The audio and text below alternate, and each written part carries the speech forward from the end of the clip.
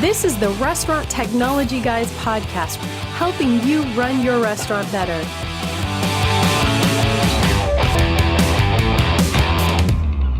Welcome back to the Restaurant Technology Guys. Thanks again for joining us.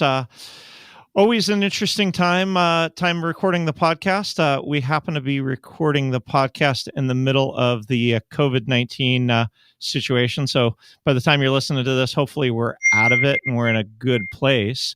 But yeah. The last couple of episodes I've started because so many of our first 70 some or so episodes I did with my co-host Ryan. And Ryan is nowhere to be found, although I ran into him at Home Depot the other day. He's nowhere to be found on the podcast, but I do have a special guest again today.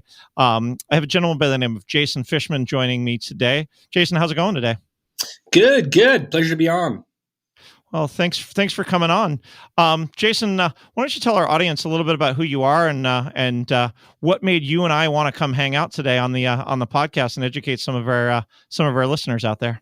Absolutely. Thanks, Jeremy. I'm Jason Fishman. I'm a marketer. I've been doing this for over 12 years and hold the SVP of Digital Strategy title at an agency called DNA, Digital Niche Agency here in Playa Vista, the tech hub of LA.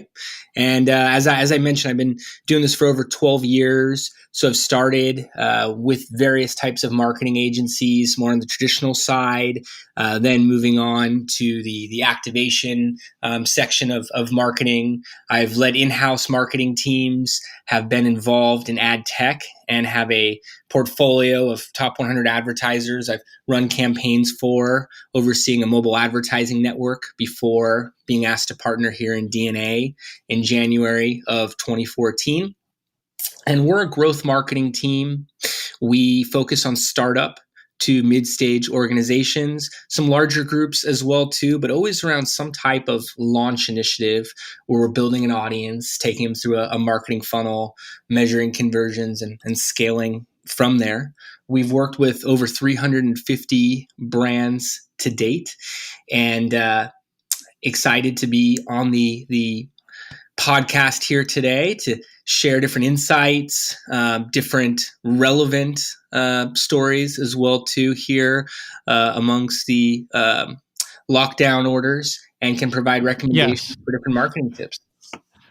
Very cool. And I'm certain that some of anytime somebody says they're with a marketing agency, some of those people out there that are fans of the Netflix or I think it's Netflix, the Mad Men series.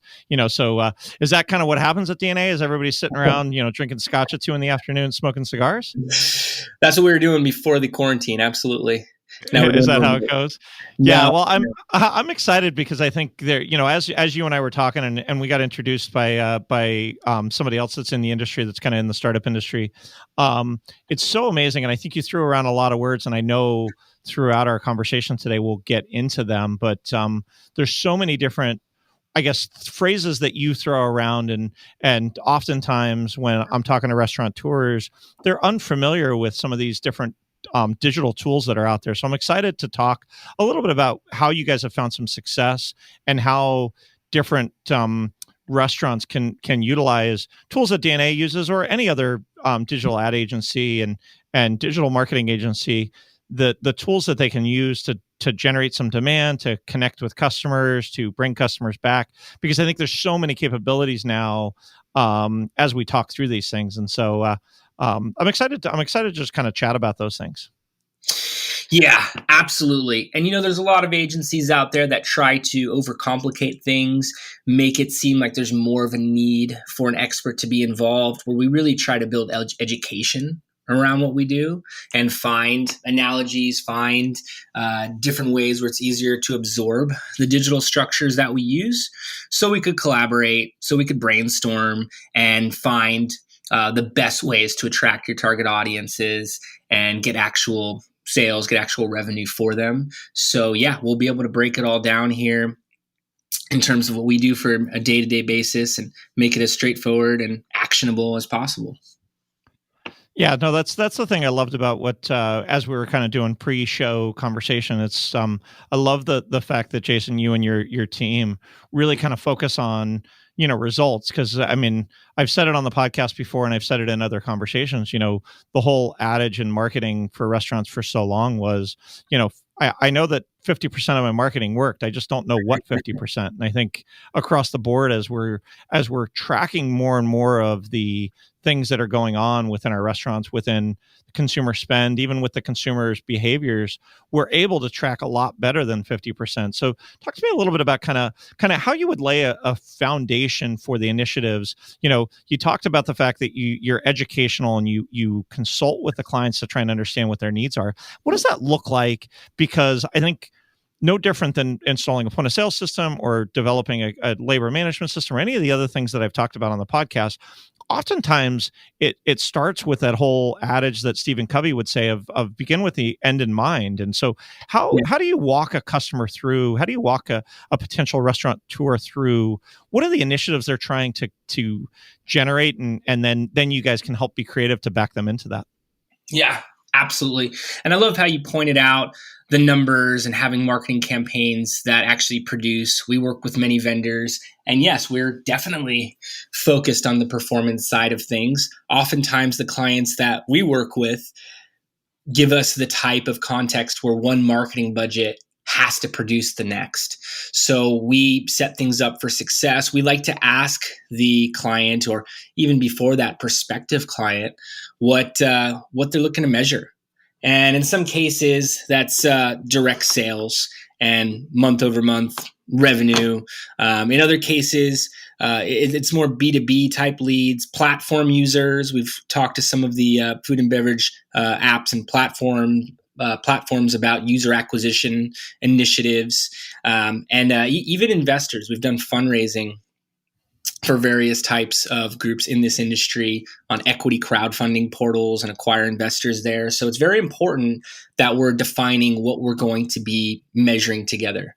There's branding analytics as well too. So some groups want to grow their reach. They want to grow their social audiences, their email audiences, get more video views.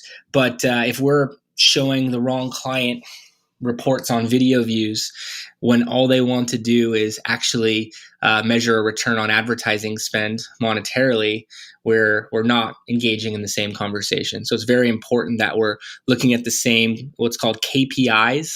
All that means is key performance indicators, and that we're looking at the right numbers around that. Beyond the initial conversations, we like to start everything with a marketing strategy. And I've built a system called the 8-point marketing plan. I had the opportunity to write about this in an article for Forbes. I've been quoted on it by various types of publishers and conferences, and I think I've been quoted in a few books on it as well too, but it's the 8-point marketing plan. And this is something that we talk about on our site. There's info out there on it. Can always send over a link to an article on it. Again, I like to make things actionable, but gonna rush through these steps here just to create an overview. It is the first step to any good marketing campaign is having a strategy, having a plan. You put some great quotes out there. If you fail to plan, you plan to fail. And being able to have an algorithm set up for everything we're looking to do is what we look to walk away with the plan with. So the first two sections are research heavy. I recommend real-time Googling on the industry and competitor marketing auditing. I need to know before I build the strategy exactly what other groups in the space, exactly what other groups in those geo-targeted areas for local marketing are doing, what social channels they're using, how often they're posting there, the content that's producing the most engagement on any one of those platforms. I need to know which writers are talking about them. I want to know which influencers are speaking about them, which hashtags or profiles as a whole are tagging them. I have tools that I can look at to see how much they're spending on advertising, on which platforms, the top advertising creatives that they're using. I'll sign up for their email and reference another platform to see how frequently they're sending out emails and the type of content that they're listing there. Without that type of knowledge, I'm kind of shooting in the dark if I'm looking to create a marketing plan. So that is what I need to have a strong education in before I'm able to put together a meaningful plan. And the following 3 sections, the target audience, marketing channels, and creative, lay out that framework. Target audiences, I put a list of different audiences with 3 focuses that I break down to the persona level. I'll make them a fictional character that's symbolic of that type of audience group, that type of audience segment. So once I get to the next sections, particularly the marketing channels, I know where they go online. I know what they do on the weekends. I have an idea of what type of creative, which is the messaging, the videos, the graphics that they're going to respond to. It's that much more personified for me. So that's the level of depth I seek to bring to any one of these sections of the strategy. We then do a strategic partner section where we'll put together a target map of different groups that we can use to co-brand with, co-market with. Anywhere there's an existing audience of the target personas that we've put together, it may make sense to reach out and follow up with a template of messaging that we put together in this section to bring on a conversation where they can promote our offering to that group. They're already engaged, they're already responsive. This is how I've seen things grow the quickest through strategic partnerships. So we dedicate a whole section of the strategy to it, and all leading into the projections, that algorithm that I was mentioning, which we break into 3 tiers: impressions, clicks, and conversions. So impressions, that's the reach. That's how many times an ad or a piece of content, a video is being seen. Clicks, that's how many people are clicking on that activation, and therefore how much traffic is going to your site, to your landing page from the impressions. And then finally, conversions. And conversions can look different ways. Oftentimes with restaurants, the first conversion they want to measure is email signups, because they could continue to reach that audience over and over and over again with promotions, with updates. And therefore, the email sign up, the cost per email, is an initial metric that we look at. If you're selling online, which many groups are now doing directly from their site. Well, especially with the COVID-19 stuff. Oh, yeah. And even moving away from the delivery apps and selling directly from their site, even having staff do the physical deliveries. So it's definitely an expanding area in our conversations and the plans that we're putting together. So, being able to look at sales, which is great, because then we're able to measure which audiences from which marketing channels are producing actual revenue for you, and optimizing towards that, meaning doing more of what's producing those dollars for you. And when we're putting together this type of algorithm, it allows us to have something to base the marketing success on. The only way to measure anything is with numbers. So if I have even a range of numbers that I'm looking to produce in impressions, clicks, and in conversions from each marketing channel, both paid via advertising and organic from the content marketing, from the social media posts, the email, the PR, I can identify where something's underperforming if a channel's not working. I could say, hey, we're not getting enough clicks, we need stronger messaging. Or we're not getting enough conversions, we need to create a more immediacy, more action. If I'm seeing campaigns overproduce, I could again identify where and can scale and even bring that to other channels. So the strategy is the most important step that I see to any successful marketing activation. And for these reasons, it is then what allows us to build a strong partnership, a strong relationship with the client, activate from there.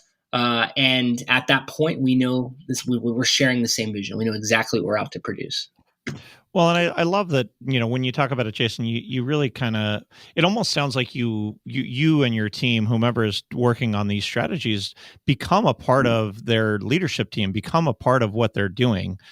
So many organizations that we have got, some intern working in marketing, and they think all marketing is, posting something on social once a week about some engagement. But I love the holistic approach that you guys take, with your 8 steps where you kind of really understand where they're trying to go, because there truly is a difference between branding, advertising, marketing, engagement. I mean, all of those different words mean different things. And because they mean different things, ultimately what they do and how you get to the customer and interact with them changes based on what you're trying to drive, what behavior you're trying to drive. And so how often when you go into customers, do they even really get all of what you said?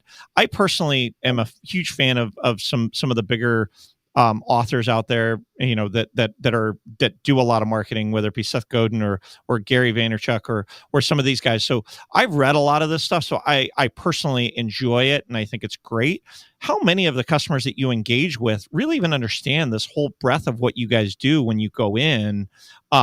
Because you went through it quickly, because we are on a limited amount of time, and I know you want to get the content out there, because whether they use DNA or they go do this on their own, all of these things are relevant to what you need to do in today's day and age to get ahead.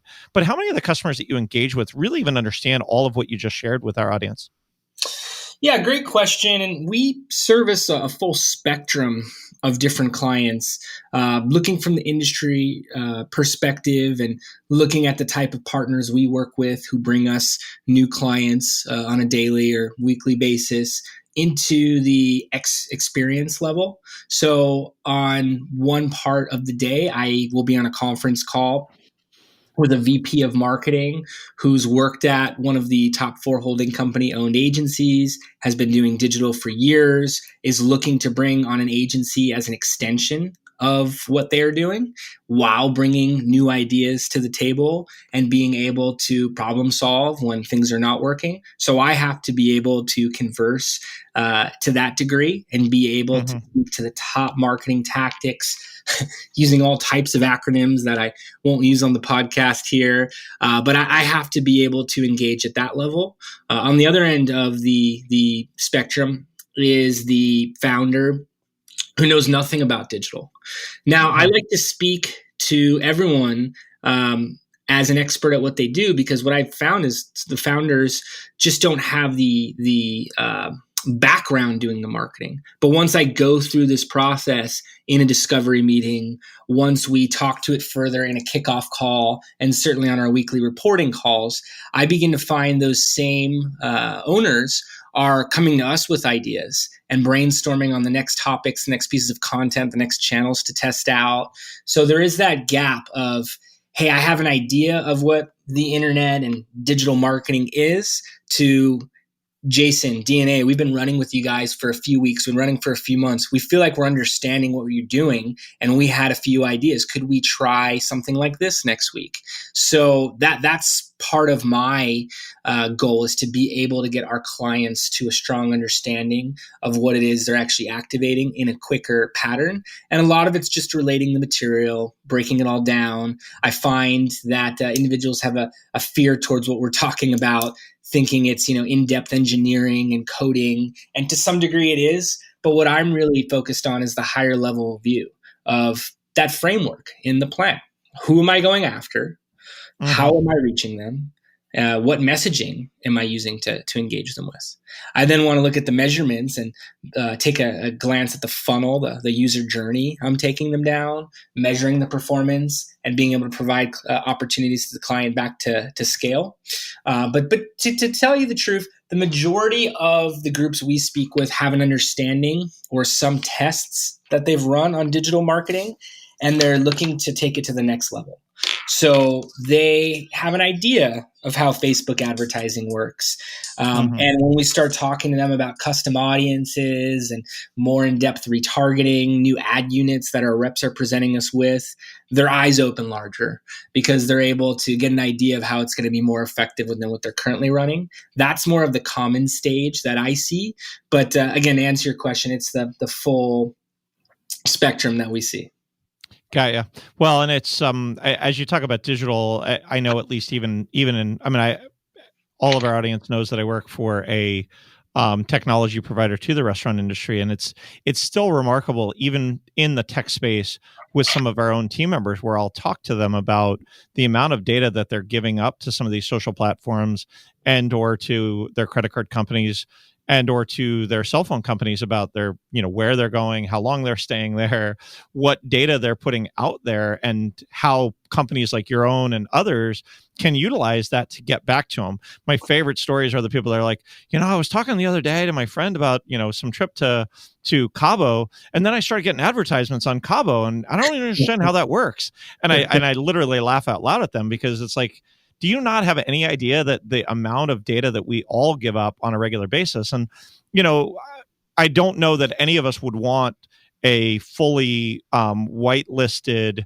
web browser or social experience that just showed us everything at the same time. I don't think anybody really understands the power of the data that's out there every single day. I heard a statistic just yesterday that that in the last 2 years, we've produced over 90% of the world's data. And it's only getting worse.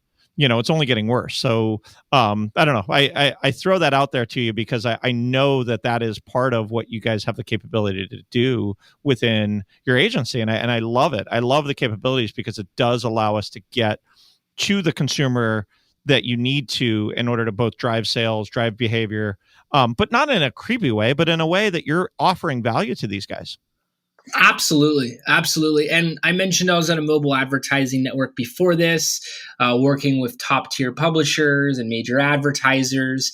And our goal was to create advertisements that users wanted to see. We would be giving away rewards initiatives, would have interactive full screen ads that were showing up on iPads with autoplay video and games and quizzes that were part of the ads themselves. That was the game. How do we get the audience to want to see ads? That made the advertisers happy because the users were more responsive, which made the publishers happy because they were selling more advertising inventory. And when it comes to data, which is part of our secret sauce, we invest in the creation of data for audiences that are going to perform stronger for given verticals. It makes all the difference. I said something couple minutes ago about Facebook custom audiences, which some would argue is the key to outstanding Facebook advertising performance in comparison to industry averages. So for instance, if I'm able to run some digital quizzes, create some digital pages, and build and nurture an audience that's into fine dining, I can upload that fine dining audience for specific zip codes and run advertising directly to them for new fine dining clients. And as a rule of thumb, I'm going to see a higher click-through rate, which is how many people are engaging with the ad, and a higher conversion rate once that traffic gets to the client's site. We do this for various verticals. I mentioned for fundraising, we have a whole list of investors. For B2B, various different categories as well too. We make recommendations and build strategies for clients to build up this data for themselves, to build up third-party social pages that direct to their main pages. And it's all about the data. I'm on the phone multiple times a week, if not more, with new prospective data partners because I always have to be seeking out the best new data audiences. For me, it's all about how you apply data. Simply owning it is not as productive as how you're using it. And advertising has been a direct application for us and our clients to measure tangible results that we could scale. Yeah, and I mean, and it's amazing. I know when we talked pre-show, and I've got another friend that's in the same space that you're in, Jason. That and you even mentioned it in the intro. It's just you wanna be partnering with people that for every dollar they spend, they're getting a tangible return on these things. And the only way you can measure that is through the data that you say, if I spend $100 in advertising, I am getting $1,000 in sales, or whatever the numbers might be, as you figured out what is it that you're trying to do and how do you drive that return. And so can you tell me a little bit about how you guys figure that out as you're partnering with those clients? Because I think it's important for our audience out there, whether they work with DNA or they work with any other agency, to get a return so that they're not throwing money at bad advertising and bad things out there, that they're able to see a tangible increase in sales and ultimately profitability of their restaurant while they're partnering with their agency. Absolutely. Let me break down what we do in 3 categories. The middle one being advertising, and that's going to really get into great depth about attribution and tracking where every dollar is coming from. But I have to touch on the other pieces as well, just to explain how the whole machine works. So we're finishing up with strategy for a client. We then have 3 core areas of recommendations, 3 core offerings as an agency, which are content marketing, advertising, and direct outreach. Content marketing is all about building the funnel. I said something about the user journey earlier, and there's some old stats that say an individual needs to see a brand 7 or more times before they can recall it in digital, before they can convert. Using multiple channels to get them there generally shows a higher conversion rate at that as well too. So we want to be able to leverage different touch points of those audiences. So for content marketing, we're building a funnel to take audiences from awareness to consideration to intent to conversion. Conversion could be physically walking in to a restaurant for a pickup order, of course, these days. But physically walking in, it could be looked at to measure various different types of conversions. And that's actually not the bottom part of the funnel. The bottom is advocacy, peer-to-peer marketing. If my brother tells me I need to try a new California burrito spot here in LA, I'm probably going to do it. I may need to be reminded a few times, but at some point, I'm going to do it. That's what you want to create, those customers that are ambassadors. And that's the effect of a strong content marketing funnel. Now, content marketing is defined in many different ways by different types of marketing professionals.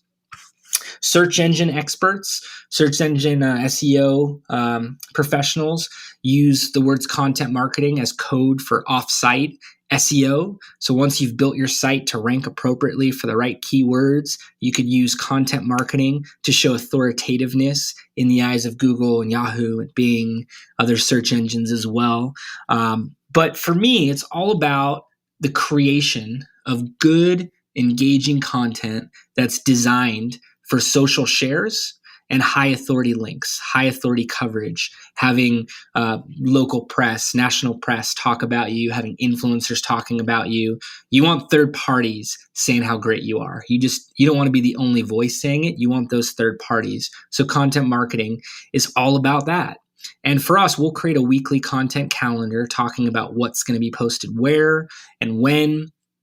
We submit this for clients for approval so that we're speaking in their voice. We combine this with the response matrix. And again, the whole idea is to create a stronger conversion rate of the traffic so that once we move to advertising, now getting more into return on ad spend type questions with advertising analytics, we can drive traffic right into that funnel, right into that landing page that's capturing an email address. And now the audience is getting content with automated emails once a week, once a day, a few times a day. They could be receiving promotions of buy one, get one food offers or new dishes or exclusive menus. What I'm seeing now during the COVID days here is next week's prefix menu, and I could pre-order now because they're going to sell out by tomorrow. But you can have that content funnel and be nurturing that audience. You could be pointing to social posts from there. You could be pointing to blogs and videos that you're creating directly from your email automation, directly from your content funnel. You could be pointing to third parties who are talking about you. But that's why it's so important. That's why the value of the audience is so much. Why groups pay $1, $2, $5 per email address, because they know as their email community grows, they're going to be able to see a conversion directly to customers. They're going to be able to continue to engage those customers and have a very high LTV, lifetime value. The lifetime value of that email recipient who turns into a customer, they're going to be able to calculate. And again, driving traffic into that funnel with ads. We're seeing Facebook and Instagram as a focal point for beyond digital advertising, digital marketing as a whole. But on the ad section, that's where we're starting. We can market test. We can run 4 to 10 audiences to begin with multiple advertisements, multiple creatives to each audience. So we can see what messaging they're responding to the best, as well as how they're comparing against other audiences in terms of performance. That gives us the ability to spend more on the groups that are working and phase out the ones that are not producing. We also can, of course, optimize in between, but that gives us the right data to work off of for the Facebook and Instagram ad management.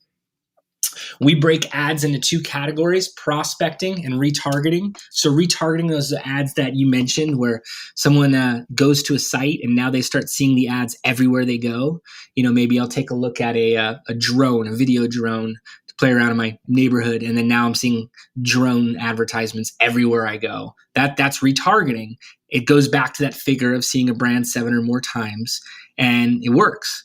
So as a rule of thumb, another best practice I'll throw out here, the larger your retargeting pool, the amount of people who have been to your site that you can now run retargeting ads to, the stronger your ad campaign is going to perform. It's a generalization, but it's definitely true. It's definitely something I look at when I'm measuring inquiries that we're getting. So, you're looking at prospecting ads to bring new people to your site, then retargeting ads to continue to reach them, not to the point of fatigue, but even just an ad every day or a few ads every day can mean a world of difference to how well your audience is going to respond. Beyond Facebook and Instagram, there's, of course, search advertising. So I mentioned SEO a bit. This is where you're paying for placements on specific keywords, best Italian restaurant, Playa Vista, or, whatever it may be. And you're able to buy that on a cost per click. So you're only paying for the traffic that's coming through to your site. You, of course, want to have a landing page and a funnel set up to get the best results from that audience. So that's why we have our content marketing funnel set up. We're now testing out different search ad terms, seeing what works best. Beyond search, there's display banner advertising, sponsored content advertising, and video ads. We buy all of those from what's called an advertising exchange. We get wholesale rates there, and we can start with just retargeting and just run banners to people who have already been to the site if there's enough traffic there. We'll be limited by how much ads we can run, by how large our traffic is, but it's going to perform really well because it's retargeting. We can then start adding prospecting ads and running banners to new audiences to bring them to the site. But generally, banner ads perform best from retargeting. I mentioned sponsored content. Those are those headline advertisement articles that are actually paid placements. If you go on like Yahoo or Business Insider, every 5 to 10 articles is actually a paid placement, and you'll be able to see that in the writing. Also at the bottom of articles and sometimes on the right-hand side, there's these additional articles. Sometimes they feel a bit more advertorial. Advertorials. Sounding a bit, but you can buy those, and those are actually great for prospecting. They're great for bringing new traffic to your site that can then be retargeted with banners. And to your question, Jeremy, we place an advertising pixel, a line of code that tracks everyone who's going through a website by their computer's IP address, by their mobile device's IP address, the identification address.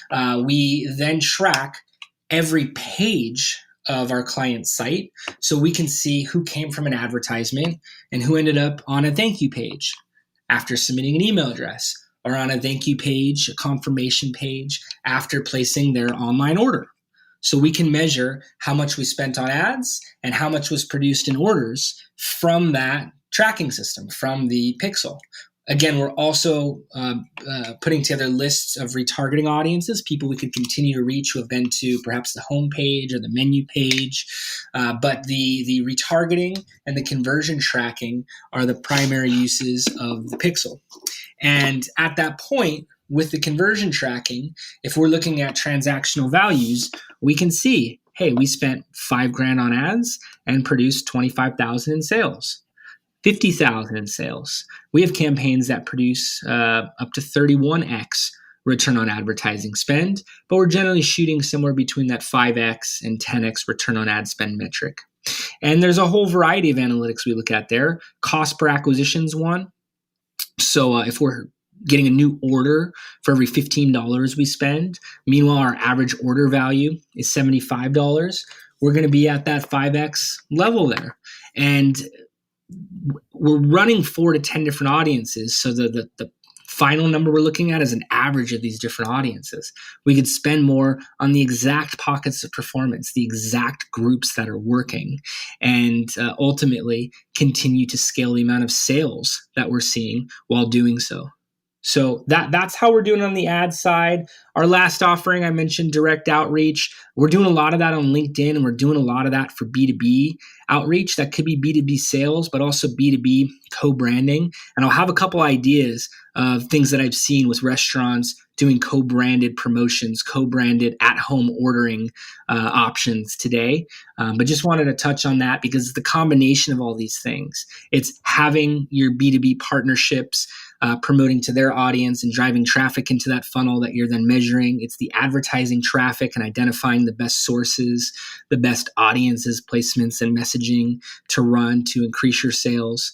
But through that combination of everything, through the right attribution models in the reporting, we're able to see more of the marketing that is working, as you were mentioning, Jeremy, and doing more of that on behalf of our clients. Well, and I think I mean, you went through quite a bit there, and I thank you very much for all of that. And I think across the board, it is definitely the model continues to mature as time has gone on, and we're able to track these different things. And so I love the level of depth that you just educated our audience on, and whether they choose to do it themselves or they choose to partner with somebody like DNA or any other ad agency, I think our audience needs to remember that these are the capabilities that exist out there today. And I do agree with you personally and professionally that having all of those things, if all you're doing is advertising, it's that whole adage of I'm just standing out at the street corner screaming, hey, come in, versus giving additional value, which is really where I see the content marketing. And then the outreach is kind of the creative nature. I mean, we've talked about a couple times on the podcast, we've seen people doing much more creative things with the advent of the coronavirus right now, whether it be the grocery store concept or the dual branding, with a different service provider, or one of our clients actually did a co-branded deal recently with their tequila provider. It's a fast casual Mexican concept out of Texas, and they got Casadores to work with them to do take home margaritas, where they were selling a smaller bottle of tequila with margarita mix, to take home. And so I think across the board, when you talk about some of that outreach stuff, those are different types of beneficial items to the consumer that people, I don't want to say don't think about, because oftentimes they do, but I think the people that are doing it the best really are hitting all of those different areas. It's not just, let me throw ads in the newspaper, let me throw ads in, what used to be in the newspaper on billboards, or now it's hit digital, but you've got to have other things for the consumer to engage with. Because if all it is they're getting screamed at saying, come into the restaurant, and do takeout, come into the restaurant and have delivery, it's going to end up not being nearly as effective as kind of this multi-pronged approach. Absolutely. And I like to make this offline-online comparison, as if you were an individual at a social gathering, a thing of the past at this point. Yeah, exactly. What is a social gathering anymore? No, I'm teasing. But this is the example, because if you're at a social gathering and you kept walking up to people and saying something about yourself, or promoting something that you do, you're going to see a lack of engagement. where if you're saying things that provide value to whomever it is you're speaking with, you're going to see a continued dialogue, a continued relationship. So content marketing, if you're adding value, this value could be in the form of inspirational content, educational content, comedic content, promotional. If you could create something that's so good that I'm compelled to share it with my 3 closest friends, family, and peers, you're winning, and you're going to see a grassroots effect. You're going to see an organic. I don't want to overuse the word of viral marketing, or maybe we should just eliminate the word viral marketing at this point. But if you're creating content that's shareable and regularly getting out there from your audience, if your audience is your biggest ambassador, you are effectively running content marketing. So I think you were pointing right at it there, Jeremy, where you're saying, how do you provide value to your customers' lives and beyond just your primary product through your content? And how you measure this stuff. I talked about how to do it with advertising and like the transactional value there, but how do you do it with content? There's a series of different metrics that you could look at around engagement for content. And my whole philosophy towards marketing, the whole thing, I've been able to summarize in 3 words, and that's test, optimize, scale. Test, optimize, scale.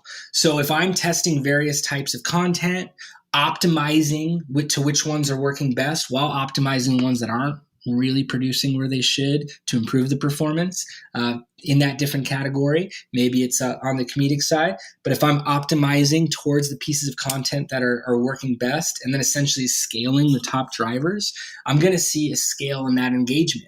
So, whether that's likes on a social page, whether that's responses to an email, whether that's digital traffic, later on physical traffic, or actual orders, I'm going to be able to scale the segments that are producing the most for the brand. So, you have your assumptions on what content's going to do that out of the gate, but you have to let the analytics tell you where to go from there, optimize them, and then ultimately take them to new levels. Well, and I found, and I'm certain you found it as well, whether it's in the restaurant vertical or many verticals, is it goes back to that saying that I talked about where, 50% of the advertising worked, and I just don't know what 50% is. Oftentimes people are so busy creating content and putting it out there that they fail to do the analytics to understand what's working and what's not working, and then pivot from that. Or at least that's what I found is people don't necessarily do the hard work to do the digital reviews of what it is that is working and is not working. Exactly. And everything has to be algorithmic in my eyes these days. They used to say advertising was broken from branding to direct response, one of the two. So I look at like a Coca-Cola ad versus an infomercial type advertisement. It's just not what I'm seeing these days anymore. Everything is number based. Even the Coca-Cola ads, they want to know the reach, they want to know the engagement, they want to know the sales lift month over month, quarter over quarter, year over year for the geo targets, for the zip codes they're going after, that type of marketing. Digital, even further, they want to know how many engagements are being out, how many shares are occurring from any different activation. The numbers are everything. Again, the only way to measure anything and engage what's actually driving. Yep. No, I love that. So, Jason, we're getting close to kind of what I like to keep the podcast kind of into that 45-minute time frame. If you were a restaurateur and you just listened to the last 40 minutes of what we're doing and you said, all of that sounds great, what the hell do I do now? Because Jason just talked for 40 minutes and that guy's freaking smart as anything. He knows his stuff. What do I do? Do I just engage with DNA? Do I go find somebody local? Talk to me a little bit about if I'm a restaurateur and I'm sitting out there post COVID-19, I'm realizing, you know what? I got to build up my base again because I got to start running a restaurant that's back to profitable, and I got to drive some people into the bar and I got to drive some people into the dining room.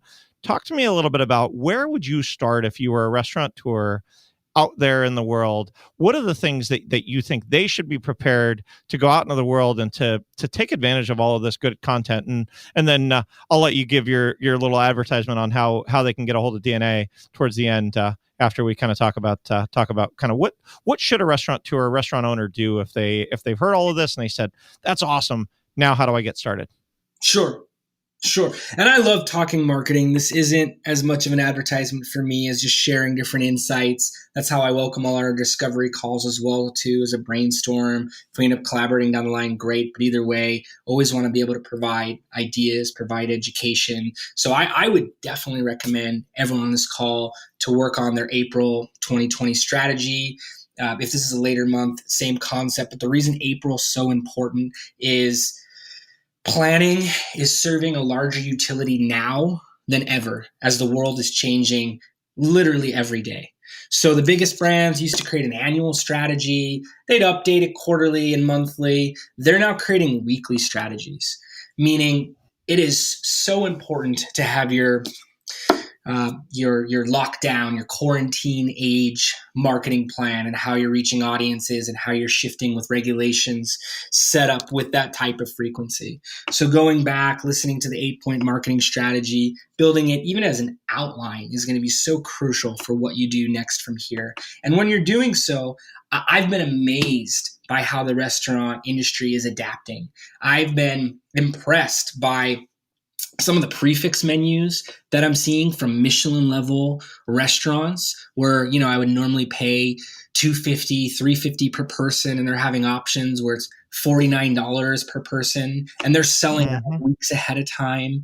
And, being able to still service their customer base, being able to still stay into their food licenses that they're grandfathered into in some cases, being able to see that type of adoption and keeping their employees busy, their wait staff delivering, keeping, their staff's health insurance running. It has been so motivating and inspiring to me. I've been looking to make those type of recommendations to different clients. We're hearing of groups doing virtual happy hours with discounted drinks with their order and having their customer base logging on to Zoom or other types of platforms. We're seeing expanded delivery areas because there's less traffic on the road. Cross promotions I mentioned, I've been seeing them done with everything from cannabis dispensaries to local grocery marts and outlets. Being able to find ways to tap into each other's audiences is huge. I just gave a recommendation for an order for a friend idea. So whatever you order, let's say I used the California burrito example earlier, but let's say you're putting together an order of a chicken parmesan and pasta, and I could send one to my brother over in Woodland Hills. And that way, we'll video time later and share it. Meanwhile, I'm increasing the average order value. I'm peer-to-peer marketing and stimulating all of that. I've been impressed with the family meals where for $40, you're feeding a family. Normally you'd spend exponentially more and have to think about all the different ordering components. All of this is occurring today. All this is showing up in marketing research that we're finding on a day-to-day basis. Obviously, the meal kits. I like the idea of special menu items from surveys. So that email audience that we were talking about, your social audiences, having them come through and say what items they'd love to see you create is a great way to get them thinking, get them engaged. You could do a social sharing contest to get their friends and family into it as well, too. All of that comes from the industry overview. All of that comes from the competitor marketing audit. You'll get a good idea for things you want to activate on from there. I'm a big fan of Facebook advertising. I think you can market test for low cost there. Google, you're looking more mid-funnel and lower funnel. You may pay more on the clicks, but you could test between the two channels and see what's working. You could bring in third parties to take a look at what you're doing anytime. So whether it's an engaging group like mine or just asking us like, hey, what do you think about what we're doing here? And we're one group. There's many groups out there. There's many individuals out there. There's many marketing directors, many marketing director candidates, people that you can get to reference what you're delivering directly and making improvements from there. It's something I do. I'll share with the heads of other agencies, and we'll remove names. We'll talk about marketing strategies we're putting together. We'll talk about ideas so that we're all doing more for our clients. We're all providing more value. So, putting together that strategy, having a pulse on what's going on in the industry, and engaging with third parties to either launch or improve your marketing channel performance is what I would do when I get off this call, to answer your question there.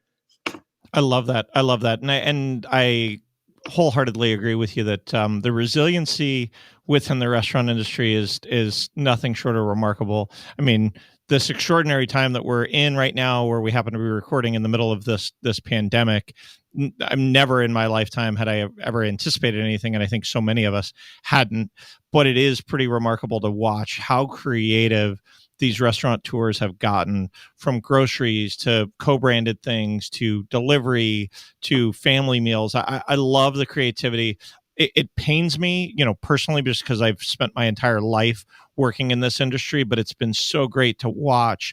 And you're having to adapt. To your point, Jason, they're having to make up different things to test and see what works and see what doesn't work, and then move on. And so I love that idea. I love all of the things that you brought up. So now, if they choose to want to engage with you guys, how do they get a hold of you, Jason? How do they get a hold of your team? How do they engage with DNA to say, you know what, those guys over there, they know their stuff. How do I help, pick the right agency and start to engage with them so that your team can start to do these types of things for their restaurant groups? I always like to expand my network, make more friends in the process. I encourage people to reach out to me. So don't be bashful. Feel free to find me on LinkedIn. It's Jason Fishman. You could go to our website, digitalnicheagency.com. I'm also available on Instagram, on Twitter. We welcome a warm marketing conversation anytime. We could set up a discovery call, talk directly about your brand, and put together some different recommendations, whether you choose to want to do that with us or not. We also work with a finance partner who has been able to invest into clients' advertising campaigns and set them up to scale as they're seeing performance, and incrementally move up the amount of conversions that they're seeing. So yeah, LinkedIn, our website, anything along those lines is a great way to get hold of us. Wonderful. Well, Jason, I cannot thank you enough. I'm not a marketer by trade, but I love the ideas that continue to come out of the digital marketing age. I'm certain that our audience out there learned so much more than they knew before the beginning of this call. It is an ever-changing world, and even in the marketing world, it's ever-changing, from platforms to different ways that you can track things. So definitely great to talk this afternoon. For our audience members out there, guys, I know that this has been a painful first few months of 2020. I hope by the time that you're listening to this, we're on the other side of this pandemic and we're out continuing to be in the hospitality industry, making people happy and serving great food, great drinks, having a great time out there. If you're not, and by the time you hear this, you're still in the midst of it, it's just know that the entire world is pulling for us to get through this health crisis, as well as be able to go out and enjoy life again. Guys, I don't take what the time that you give me or anybody that's on the podcast for granted. I know that there's many things you can do with your time. There's many things you can do with your energy. So we are so grateful that we get the opportunity to sit and talk to you once every couple of weeks for 45 minutes to an hour. Love being able to hear the feedback. So hit me up on social, on Twitter, Rest Tech Guys. Subscribe to the blog. You'll get once a month download of the content that we're putting out there to be able to help you run your restaurants better and engage with technology. And to Jason, I cannot thank you enough for all the things that you put out for our audience. Thank you so much for joining me today. Thank you for having me. This has been a great time. I hope put some good info out there and encourage everyone to begin testing out these strategies. Wonderful. Thanks, Jason. Thanks for listening to the Restaurant Technology Guys podcast. Visit restauranttechnologyguys.com for tips, industry insights, and more to help you run your restaurant better.